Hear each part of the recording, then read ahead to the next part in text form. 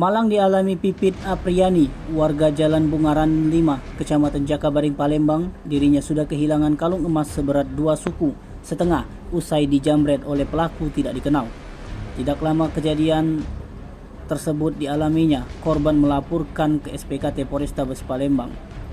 Saat diwawancarai usai melaporkan ke SPKT Polrestabes Palembang, Pipit mengatakan kejadian yang dialaminya terjadi di Jalan Kiai Haji Wahid Hasim, Kelurahan 8 Ulu, Kecamatan Jakabaring, Palembang.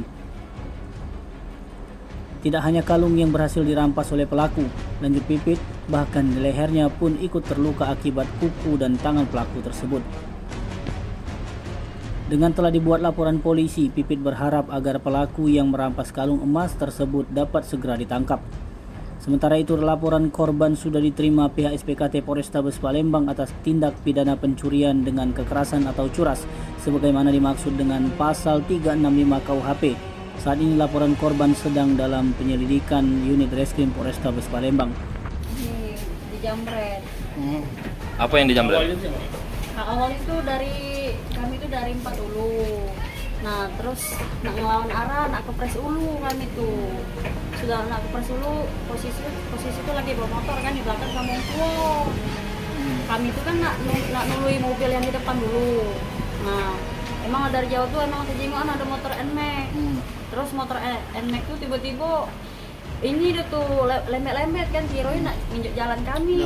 Tak taunya dekat langsung ditarik lagi kalung tadi. Berapa suku masnya?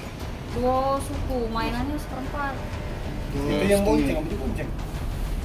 Aku yang bonceng, tapi yang bawa. Bawa motor kamu. Ini luka di sini nih. Iya. Lantak kuku dia. Iya, kena kuku ya.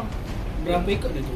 Dewean Oh, gitu. dewean mulia. Ya, ini BG motor. BG-nya udah ingat. Motor apa? NMAX, motor NMAX gitu, warna biru. Iya. Dewean itu. Posisinya itu lagi mati baju kaos. Dengan siapa kita? Nambah. Nama siapa kita? Pipit apa itu? Tim Liputan Sumsel Update TV melaporkan.